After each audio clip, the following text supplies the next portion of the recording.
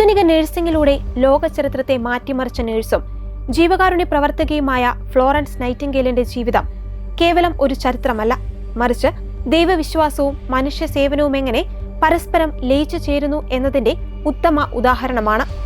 വിളക്കേന്തിയ വനിത എന്ന പേരിൽ ലോക പ്രശസ്തിയായ അവൾ കേവലം ഒരു നഴ്സ് മാത്രമായിരുന്നില്ല, മറിച്ച് വ്യവസ്ഥിതികളെ വെല്ലുവിളിച്ച ഒരു സാമൂഹിക പരിഷ്കർത്താവും എല്ലാറ്റിനുമുപരിയായി ക്രിസ്തീയ ആത്മീയതയാൽ നയിക്കപ്പെട്ട ഒരു ദൈവദാസിയുമായിരുന്നു.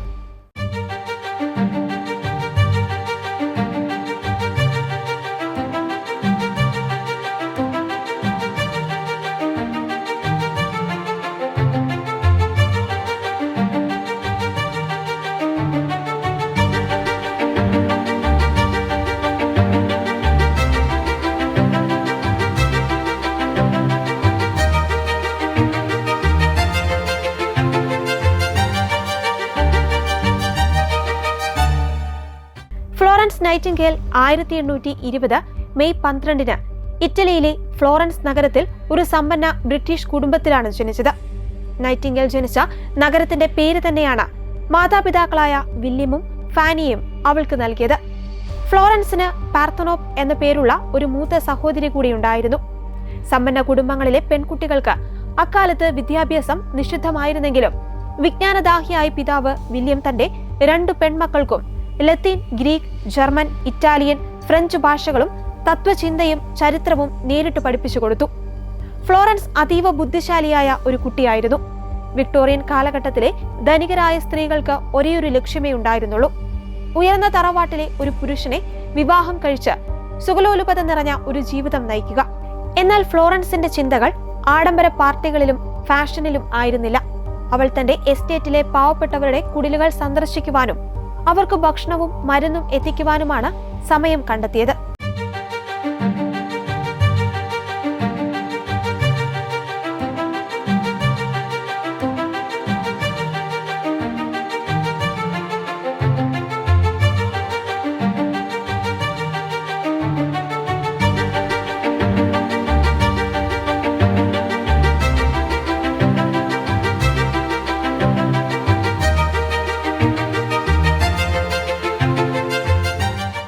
ഫ്ലോറൻസിന്റെ ജീവിതത്തിൽ വലിയൊരു വഴിത്തിരിവുണ്ടാകുന്നത് 1837 ഫെബ്രുവരി 7 അവൾക്കന്ന് കേവലം 16 വയസ്സ് മാത്രമായിരുന്നു പ്രായം.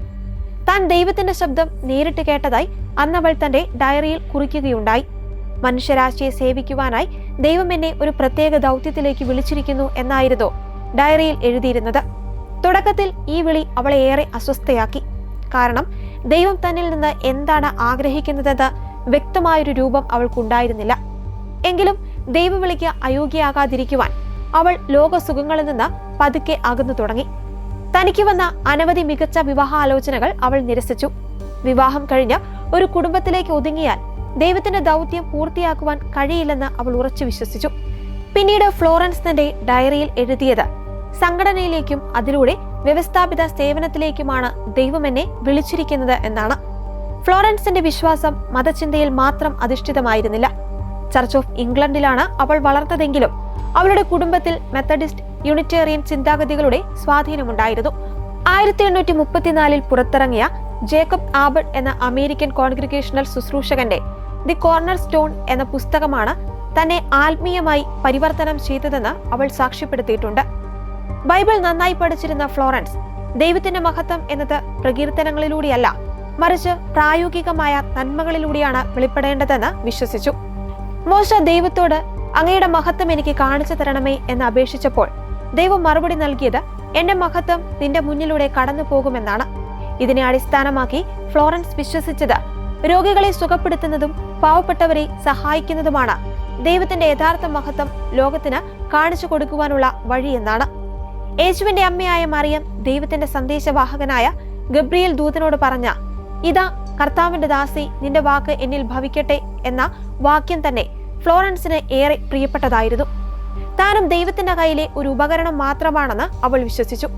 തന്റെ ദൈവവിളി നഴ്സിംഗ് ആണെന്ന് ഫ്ലോറൻസ് തിരിച്ചറിഞ്ഞപ്പോൾ അത് വലിയൊരു കൊടുങ്കാറ്റാണ് അവളുടെ കുടുംബത്തിലുണ്ടാക്കിയത്. അക്കാലത്ത് വിക്ടോറിയൻ ഇംഗ്ലണ്ടിൽ നഴ്സിംഗ് എന്നത് വളരെ താഴ്ന്ന ജീവനക്കാരായ മദ്യപാനികളും സദാചാര ബോധമില്ലാത്തവരുമായ സ്ത്രീകൾ ചെയ്യുന്ന അഴുക്കുപിടിച്ച ജോലിയായാണ് കണക്കാക്കപ്പെട്ടിരുന്നത്. മാന്യമായ കുടുംബങ്ങളിലെ സ്ത്രീകൾ ആശുപത്രികളിൽ പോകുന്നത് ചിന്തിക്കുവാൻ പോലും കഴിയില്ലായിരുന്നു. ഫ്ലോറൻസിന്റെ അമ്മ കോപത്താൽ ജ്വലിച്ചു.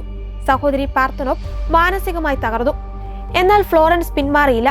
പ്രശസ്ത അമേരിക്കൻ ജീവകാരുണ്യ പ്രവർത്തകനായ ഡോക്ടർ ഹൗസിനോട് അവൾ ചോദിച്ചു, ഒരു ഇംഗ്ലീഷ് യുവതി കത്തോലിക്ക സിസ്റ്റർമാരെ പോലെ ആശുപത്രികളിൽ പോയി സേവനം ചെയ്യുന്നത് അത്ര വലിയ തെറ്റാണോ? അദ്ദേഹം മറുപടി നൽകിയത് ഇങ്ങനെയാണ്: ഇംഗ്ലണ്ടിൽ പതിവില്ലാത്ത കാര്യങ്ങൾ ചെയ്യുമ്പോൾ ആളുകൾ കുറ്റപ്പെടുത്തും. എങ്കിലും നിങ്ങളുടെ ഉള്ളിലെ പ്രചോദനത്തിനനുസരിച്ച് നിങ്ങൾ പ്രവർത്തിക്കുക. കുടുംബത്തിന്റെ കടുത്ത എതിർപ്പുകൾ മറികടന്ന് അവൾ പുലർച്ചെ എഴുന്നേറ്റ് ഗവൺമെന്റിന്റെ ആരോഗ്യ റിപ്പോർട്ടുകളും സ്ഥിതിവിവര കണക്കുകളും പഠിക്കാൻ തുടങ്ങി. തുടർന്ന് 1850-ലും 1851-ലും ജർമ്മനിയിലെ കൈസർവത്തിലുള്ള ലൂതൻസ് ഡീക്കൻസ് ഇൻസ്റ്റിറ്റ്യൂട്ടിൽ പോയി നഴ്സിംഗിൽ പ്രായോഗിക പരിശീലനം നേടി. പിന്നീട് പാരീസിലെ കത്തോലിക്ക കന്യാസ്ത്രീകളുടെ കീഴിലുള്ള ആശുപത്രിയിലും അവൾ സേവന രീതികൾ പഠിച്ചു. 1853-ൽ ലണ്ടനിലെ ഇൻസ്റ്റിറ്റ്യൂഷൻ ഫോർ കെയർ ഫോർ സിക്ക് ജെന്റിൽ വുമൺ എന്ന സ്ഥാപനത്തിന്റെ സൂപ്രണ്ടായി ഫ്ലോറൻസ് ചുമതലയേറ്റു. അവിടെ ജോലി ചെയ്തുകൊണ്ടിരിക്കുമ്പോഴാണ് ലണ്ടനിൽ കോളറ പടർന്നു പിടിച്ചത്. മാരകമായ രോഗത്തെ ഭയന്ന് മറ്റ് നഴ്സുമാർ ഓടിയൊളിച്ചപ്പോൾ ഫ്ലോറൻസ് സ്വയം മുന്നിട്ടിറങ്ങി രോഗികളെ പരിചരിക്കുകയും എല്ലാവരുടെയും ആദരവ് പിടിച്ചുപറ്റുകയും ചെയ്തു.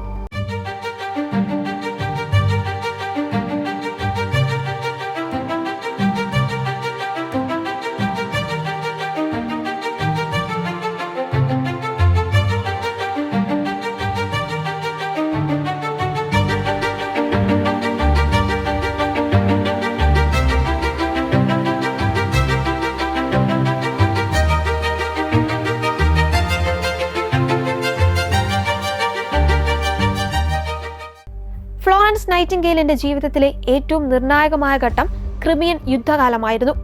ബ്രിട്ടനും റഷ്യയും തമ്മിൽ നടന്ന ഈ യുദ്ധത്തിൽ പരിക്കേറ്റ ബ്രിട്ടീഷ് സൈനികരുടെ അവസ്ഥ ദയനീയമായിരുന്നു. തുർക്കിയിലെ കോൺസ്റ്റാന്റിനോപ്പിളിലുള്ള സ്കുട്ടാരി മിലിറ്ററി ആശുപത്രിയിലെ അത്യന്തം മോശമായ സാഹചര്യങ്ങളെക്കുറിച്ച് അന്ന് മാധ്യമങ്ങൾ റിപ്പോർട്ട് ചെയ്തിട്ടുണ്ടായിരുന്നു. ബ്രിട്ടീഷ് യുദ്ധകാര്യ സെക്രട്ടറി സിഡ്നി ഹെർബർട്ട് ഫ്ലോറൻസിന്റെ കഴിവ് തിരിച്ചറിഞ്ഞ് യുദ്ധഭൂമിയിലെ ആശുപത്രികളുടെ ചുമതല ഏറ്റെടുക്കുവാൻ അവളോട് അഭ്യർത്ഥിച്ചു. അങ്ങനെ 1854 നവംബർ 4-ന് 38 വനിതാ നഴ്സുമാരുടെ ഒരു സംഘവുമായി ഫ്ലോറൻസ് തുർക്കിയിലെത്തി. ഇതിൽ കത്തോലിക്ക കന്യാസ്ത്രീകളും ആംഗ്ലിക്കൻ സിസ്റ്റർമാരും ഉൾപ്പെട്ടിരുന്നു.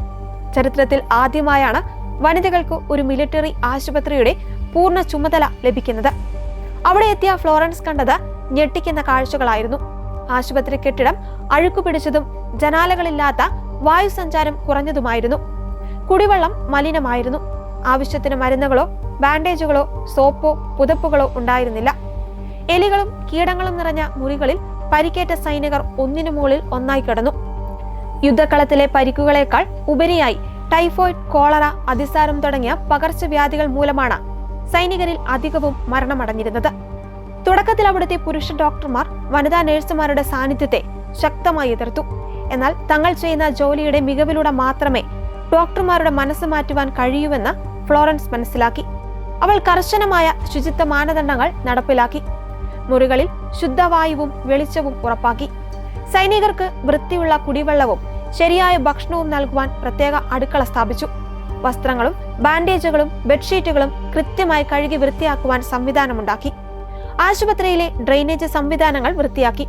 അവളുടെ ഈ കഠിനാധ്വാനത്തിന്റെ ഫലമായി ആ ആശുപത്രിയിലെ മരണനിരക്ക് 2/3 ഭാഗമായി ഏകദേശം 42% നിന്ന് 2% കുറഞ്ഞു. പകൽ സമയത്തെ കഠിനമായ ഭരണപരമായ ജോലികൾക്ക് ശേഷം രാത്രിയാകുമ്പോൾ ഫ്ലോറൻസ് വിശ്രമിച്ചില്ല. കയ്യിലൊരു എണ്ണവിളക്കുമേന്തി അവൾ കിലോമീറ്ററുകളോളം നീളമുള്ള ഇരുണ്ട ഇടനാഴികളിലൂടെ നടന്ന് പരിക്കേറ്റ ഓരോ സൈനികനെയും വ്യക്തിപരമായി സന്ദർശിച്ച് അവരുടെ സുഖവിവരങ്ങൾ അന്വേഷിക്കുമായിരുന്നു.